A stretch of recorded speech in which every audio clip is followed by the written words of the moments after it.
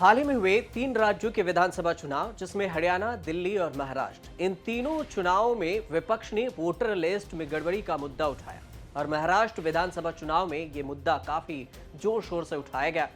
इसके बाद दिल्ली में अरविंद केजरीवाल और पश्चिम बंगाल में ममता बनर्जी ने भी इसी मुद्दे के जरिए बीजेपी को घेरा और काफी इसकी चर्चा अभी भी हो रही है।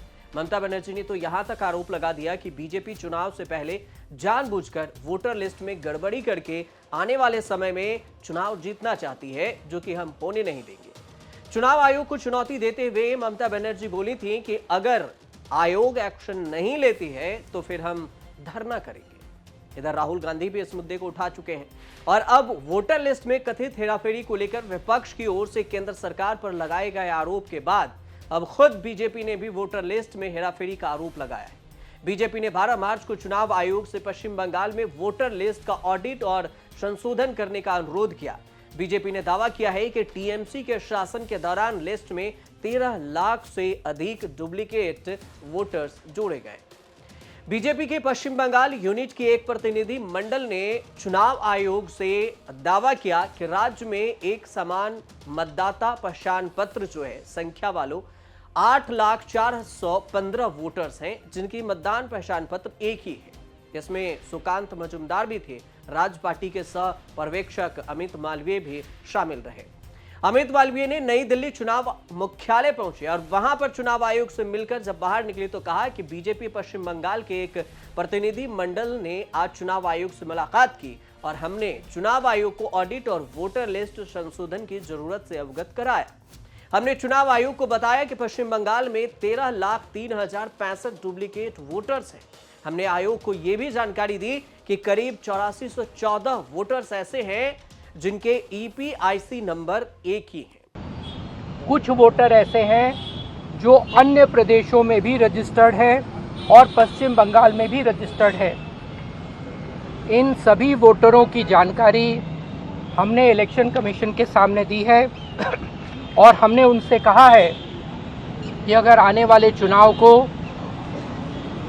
वायलेंस फ्री रखना है, फेयर और ट्रांसपेरेंट रखना है, तो पश्चिम बंगाल के वोटर रोल के रिवीजन की आवश्यकता है, ऑडिट की आवश्यकता है।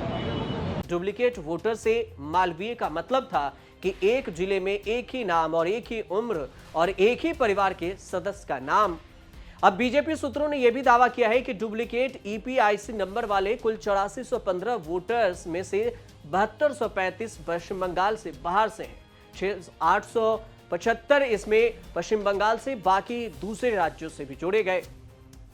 अमित मालवीय ने यह भी आरोप लगाया कि पिछले 14 सालों में पश्चिम बंगाल के मुख्यमंत्री ममता बनर्जी और उनकी सरकार ने अवैध बांग्लादेशियों और रोहिंग्या को वोटर लिस्ट में व्यवस्थित रूप से घुसपैठ कराई और उन्होंने कहा कि हमने चुनाव आयोग से वोटर लिस्ट को साफ करने और इस अवैध मतदाता के पहचान पत्र को पहचानने के लिए कहा है, ताकि हमारे लोकतांत्रिक प्रक्रिया एकदम ट्रांसपेरेंट हो सके।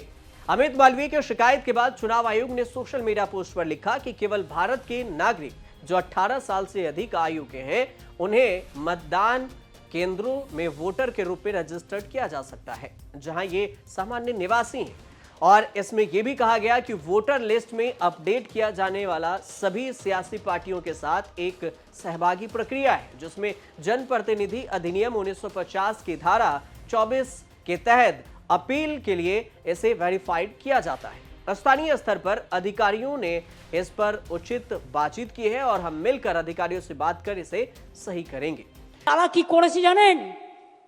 ডেটা অপারেটরদের কাছে কাছে গিয়ে কিছু এআরওকে সাথে নিয়ে, যদিও ইলেকশন কমিশনের আন্ডারে থাকে ভোটার লিস্ট তোলা, এদের অনলাইনের কারসাজিটা আপনাদের আমি দেখাচ্ছি।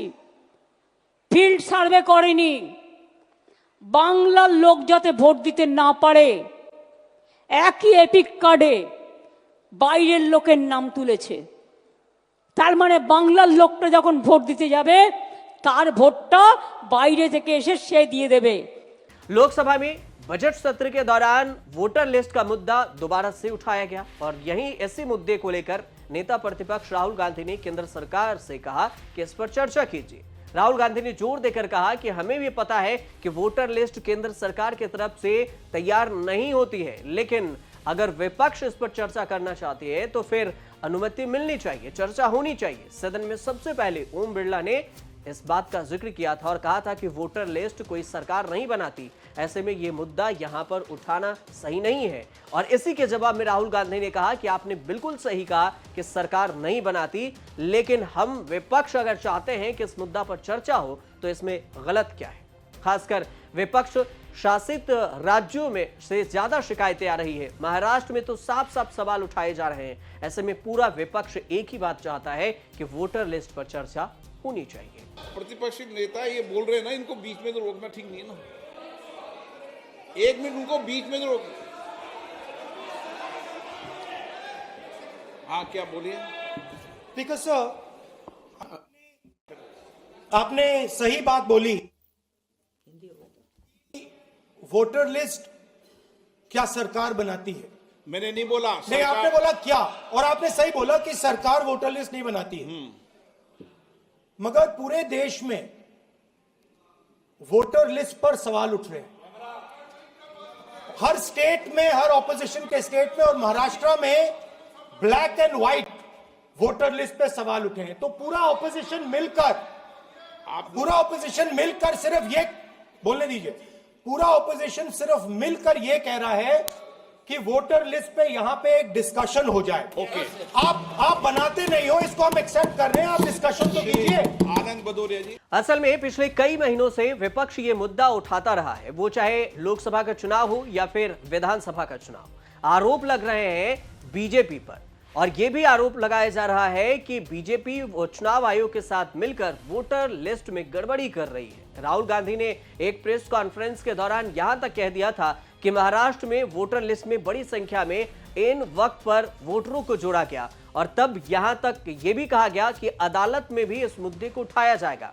और अदालत में जब यह मुद्दा पहुंचा तो अभी यह मामला पेंडिंग भी है। पश्चिम बंगाल की तरफ से ममता बनर्जी भी मुद्दा उठाई और तृणमूल कांग्रेस ये कही कि पश्चिम बंगाल में पिछले 1 सप्ताह के अंदर चुनाव आयोग को हम ये चुनौती देते हैं कि इसके चिन्हित करें और इसका वेरिफिकेशन करें, नहीं करते हैं तो फिर हम अनिश्चितकालीन अनशन पर बैठेंगे। और न सिर्फ पश्चिम बंगाल के मुख्यमंत्री बल्कि दिल्ली में जब विधानसभा चुनाव हुआ था तो अरविंद केजरीवाल भी चुनाव आयोग से साठगांठ का आरोप लगा चुके हैं बीजेपी पर।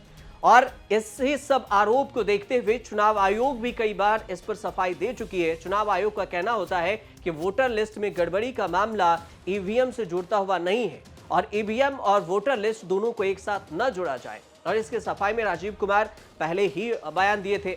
अब एक बार फिर से वोटर लिस्ट का मामला पश्चिम बंगाल में उठाया गया, वो भी विपक्ष के आरोप के साथ साथ अब जो बीजेपी है उसने खुद चुनाव आयोग के पास पहुंचकर एक एप्लीकेशन दी। देखना यह होगा कि चुनाव आयोग इस पर क्या कुछ प्रक्रिया अपनाती है और कैसे इसमें ट्रांसपेरेंसी लाती है। फिलहाल आप देखते रहिए न्यूज़ तक।